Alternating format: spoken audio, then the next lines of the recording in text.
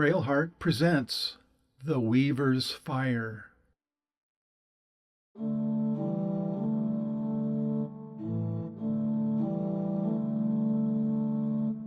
No one saw the fire begin. One moment the evening was quiet, the last rays of sun slipping like soft fingers across the square. The next, flames were climbing the roof of the weaver's hut, as though the sky itself had breathed down a spark. The villagers ran at once, buckets in hand, but their efforts were small and slow against the hunger of the blaze. When at last the fire burned itself out and the embers lay cooling, the hut was gone. The great loom, the one no one but the weaver had ever dared to touch, was gone too. And the weaver herself vanished, her body never found.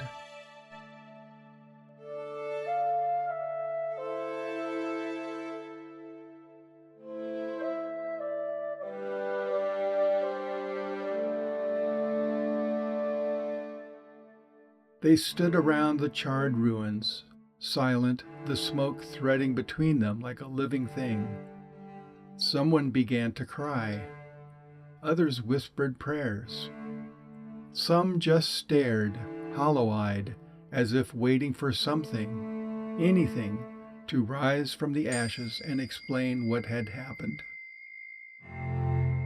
At last, Briala stepped forward. She had been the weaver's apprentice for years, learning not only the craft of the loom, but the quiet ways of the threads, their strange whispers, their patterns that seemed to move with the breath of things unseen. She knelt by the ruins, her hand sinking into the soft black ash. For a long moment she said nothing, only closed her eyes, as if listening for something deeper than words. Then, quietly but firmly, she spoke. "This isn't a tragedy," she said. "It's a release. The loom's work is done. The weaver is free." A hush fell, broken only by the brittle crackle of dying coals. Some nodded, almost relieved, as though they had been waiting for someone to tell them it was all right to hope. But Thalen, the village mason, stepped towards them, his brow furrowed and his hands rough with mortar dust. His eyes, sharp and steady, scanned the ruins and beyond. "No," he said, shaking his head. "This isn't just an ending. It's a break, a tear in the pattern. Look!" He pointed to the stone pillars that stood around the square. Fine cracks traced across them, pale and thin, like veins of frost creeping across glass. "Those weren't here yesterday," Thalen said, though a flicker of doubt crossed his face. "Or if they were, none of us saw them, not even me." He stepped closer, resting his hand on the nearest pillar, feeling along the crack as if searching for its hidden story. The loom wasn't just cloth and thread. It stood here for a reason. It held balance, not just for the weaver, but for all of us, between earth and sky, between people and place. He looked around the square, his gaze steady. "You think the fire only took wood and thatch, but it went deeper than that. The stones have shifted.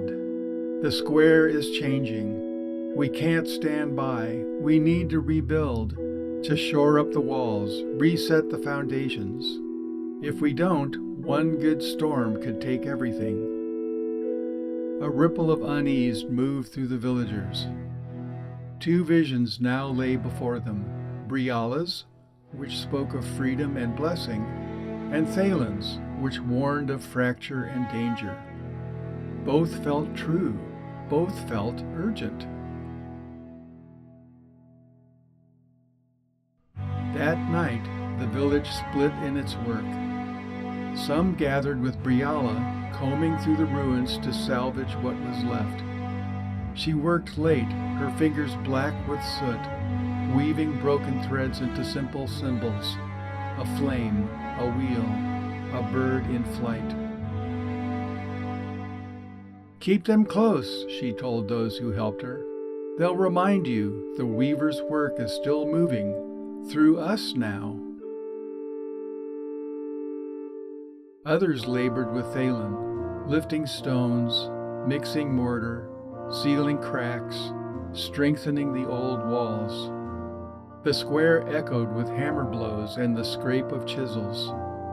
Thalen moved among them with watchful eyes, tracing every line of stone like a man reading a language only he could see. "We are the bones of this village," he told them. "And bones, if they're to hold, must be sound. No tapestry can stand if the stones fall."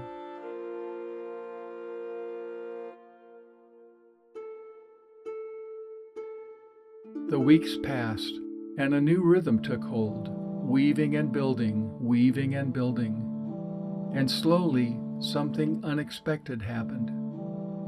Those who kept Briala's woven scraps near, pinned above doorways, tucked beneath pillows, found their hearts eased, nightmares quieted, old griefs softened. Even quarrels seemed to melt away, as if those charred little symbols carried whispers of calm. And the walls Thalen and his workers rebuilt? They stood stronger than before, set deep and true.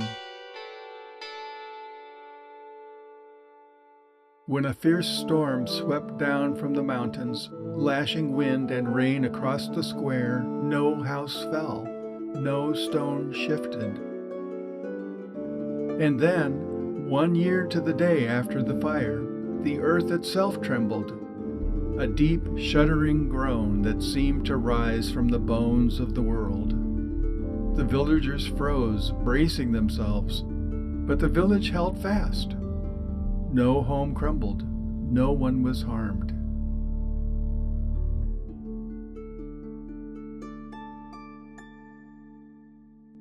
When the shaking ended, Briala and Thalen met in the center of the square. Around them the stones stood firm. The tapestries hung quietly, swaying in the breeze. Thin curls of incense rose from the shrine nearby, tracing invisible patterns into the sky. They stood together for a long time, watching the villagers emerge, wide-eyed but safe.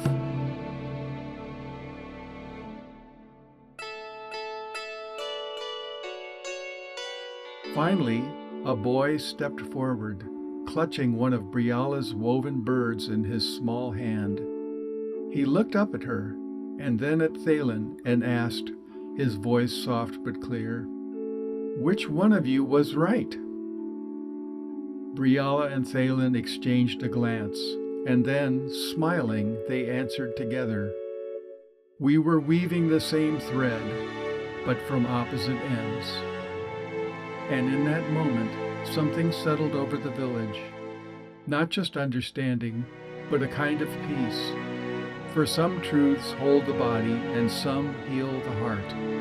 And often, it's both together that keep a place whole.